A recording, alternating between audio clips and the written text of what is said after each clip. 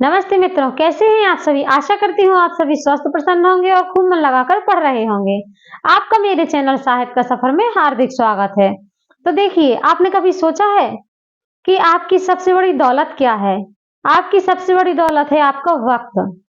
तो जिसको भी दे रहे हैं, जैसे भी दे रहे हैं, तो बड़े ही सोच समझ कर दीजिए मित्रों, क्योंकि ये वक्त एक बार यदि निकल गया, आपके पढ़ने की उम्र यदि एक बार निकल गई, तो फिर दोबारा लौटकर नहीं आने वाली और बड़े ही पछताओगे यदि ये उम्र एक बार निकल गई तो।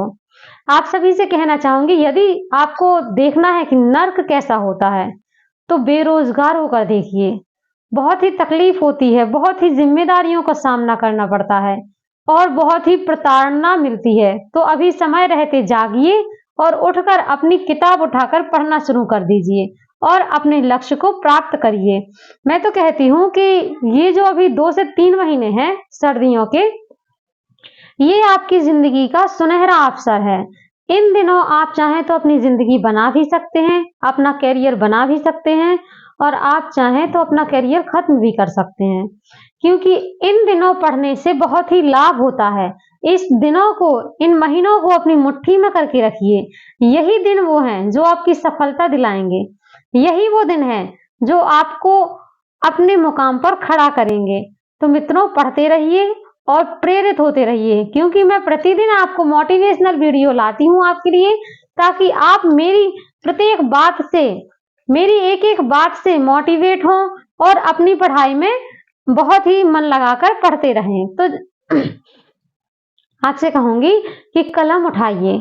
सबसे पहले आप कलम उठाइए और खुद अपना इतिहास लिखना शुरू कर दीजिए, क्योंकि यदि एक बार आपकी कलम रुक गई ना, तो फिर तैयार रहिएगा अपने दोस्तों, अपने परिवार वालों और अपने आस पड़ोस के लोगों को अपनी नाकामयाबी का जवाब देने के लिए। हाँ, आपको तैयार रहना पड़ेगा। यदि आप अभी पढ़ना शुरू नहीं कर रहे हैं, तो कहीं ना कहीं गलती आपकी है। आप उठिए और सबसे पहले मन में ठान लीजिए कि मैं किसी और का नहीं तो अपना तो इतिहास लिख ही सकता हूँ। तो जागिए, अपना इतिहास लिखना शुरू कर दीजिए। इतिहास लिखने से मतलब ये नहीं है कि आपको अपनी ही स्टोरी लिखना है, नहीं, आपने जो लक्ष्य निर्धारित कर रखा है वह लिखना शुरू कर दीजिए। उस क्षेत्र में पढ़ाई करना शुरू कर दीजिए। अन्यथा आपके परिवार वालों का आप यदि नहीं चाहते, देखिए, यदि आप नाकामयाब हो जाते हैं, असफल हो जाते हैं, तो अपनी असफलता का कारण किन किन को बताएंगे आप? अपने माता पिता को, अपने घर परिवार वालों को या समाज को? किसको बताएंगे? यदि अभी नहीं जागते हैं, अभी सिर झुकाना नहीं चाहते हैं, आप नहीं चाहते कि आपकी असफलता के पीछे आपके घर वालों का सिर झुके, तो अभी अपना सिर झुका लीजिए। अपना सिर झुकाकर खूब पढ़ाई करिए और इतनी पढ़ाई करिए कि अपना जो भविष्य आपने सोच रखा है वह आपके पास चल कर आए, क्योंकि समय जो होता है वह आपके पास चलकर खुद आएगा।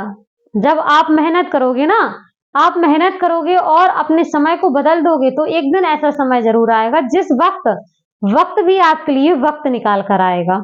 मेरी यह बात आप लोग बहुत अच्छे से याद रखिएगा। सभी मित्रों से एक बार फिर से कहूंगी, जो भी चैनल पर नए हैं तो वह मेरे चैनल को लाइक सब्सक्राइब करके जरूर रखा करें। देखिए, अगर आपने सफलता के लिए कदम उठा लिया है, अगर आपने पढ़ाई कर रखी है, आपने सफलता के लिए कदम उठा रखा है, तो इसमें हिम्मत मत हारिए, क्योंकि किसी ने नहीं कहा था कि आप बड़े बड़े सपने देखिए।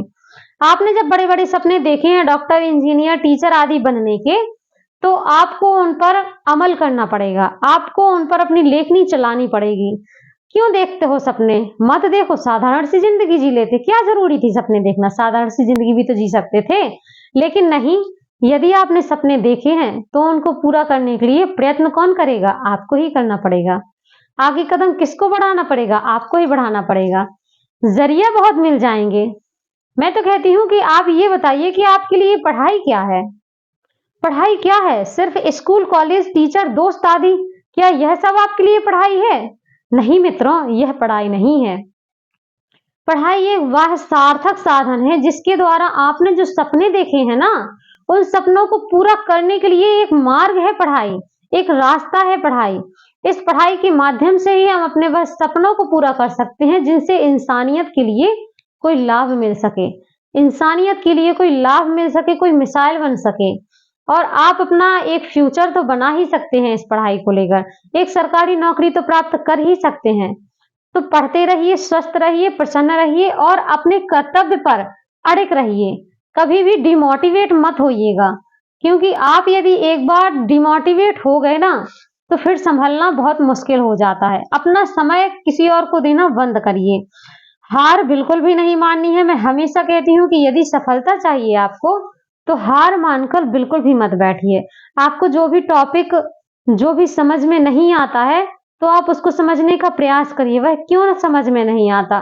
क्या अब आप इतने, अभी तो आप मैच्योर हो चुके हैं, अब इतने भोले भाले तो है नहीं, पढ़ाई कर चुके हैं, इतनी डिग्रियां प्राप्त कर चुके हैं, तो आप अपने आप में मैच्योर हो चुके हैं। अपने भोलेपन को त्यागिए। अब ये समय नहीं है कि आप भोले भाले बनकर बैठे रहें। अब समय वो आ गया है कि आपको समझदार बनना है। समझदार बनने के लिए आपको पढ़ना फिर से शुरू करना है, क्योंकि पढ़ के तो आप बहुत दिन पहले रख चुके हो, लेकिन जो आप पढ़ाई कर चुके हो उसका सार्थक जो रास्ता है अब आने वाला है। सफलता अब मिलने वाली है। तो यह 2-3 महीने जो आपकी जिंदगी में है, इनको गवाइएगा नहीं और पढ़ते रहिएगा। आगे कहूंगी कि यदि आप चाहते हो कि जीवन तो संघर्षों से कट ही रहा है, तो ऐसे भी कट जाएगा, तो ये सोच आपकी गलत है। क्योंकि संघर्षों से टकराना कोई गलत बात नहीं है, लेकिन जिंदगी भर संघर्ष में रहना ये गलत बात है। इसलिए आपको बिल्कुल भी यह नहीं करना है। आपको संघर्ष से मुकाबला करना है और आगे बढ़ना है। जिंदगी भर संघर्षों को अपने रास्ते में नहीं लाना है, क्योंकि आपने देखा होगा आपकी सफलता के पीछे बहुत से लोग जुड़े हुए हैं।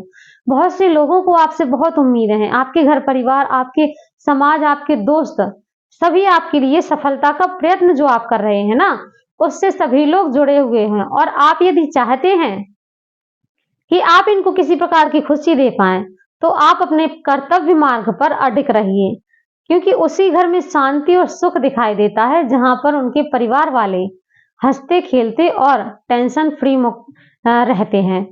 तो यदि आप भी चाहते हैं कि आपके परिवार में आपको लेकर कोई भी व्यक्ति टेंशन में ना रहे, कोई भी व्यक्ति तनाव में ना रहे और सभी खुशहाल रहें, तो आप अभी अपना ये समय पढ़ाई के लिए दे दीजिए। क्योंकि उम्र एक बार ढल जाएगी ना, तो आप सिर्फ यही सोचते रहेंगे कि काश मैं उस समय पढ़ लिया होता या पढ़ ली होती तो बहुत अच्छा होता।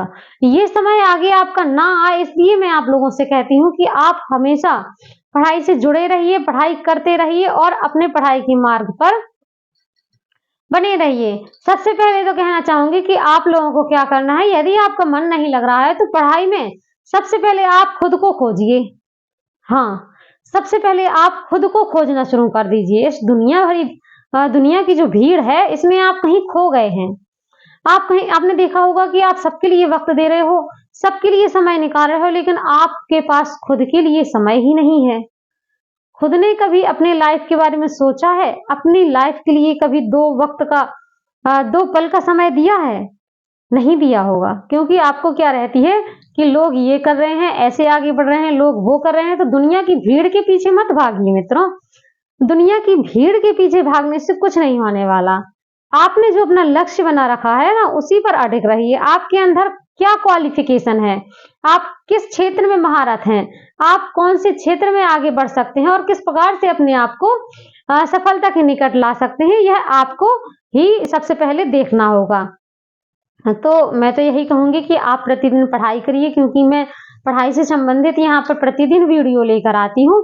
तो पढ़ाई करते रहिएगा। जो भी परेशानी हो, हिंदी विषय की यहाँ मेरी प्रतिदिन क्लासेस लगाई जाती हैं, तो हिंदी विषय में जो भी परेशानी हो तो आप मुझे कमेंट बॉक्स में कमेंट करके जरूर बताइएगा। मैं प्रतिदिन जो भी मेरे पास कमेंट आते हैं, मैं उनका कमेंट रिप्लाई करके जरूर बताती हूँ।